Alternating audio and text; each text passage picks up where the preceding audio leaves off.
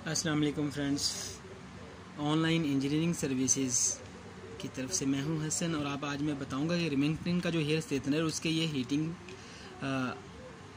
Plates हैं, इनको किस तरह या हीटरों को कैसे निकालते हैं। ठीक है, यहाँ से ये वायर आपने रिमूव कर लेनी है इस क्लिप से।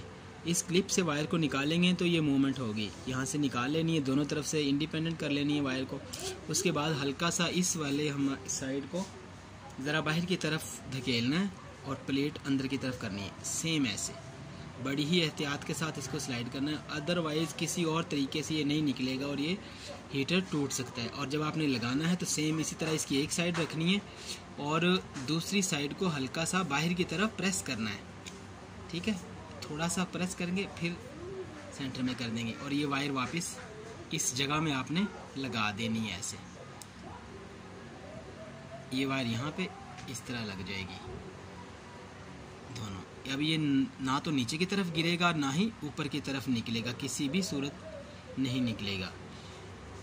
उम्मीद है आपको वीडियो पसंद आई होगी। मज़ीद वीडियोज़ के लिए हमारे चैनल को सब्सक्राइब करें।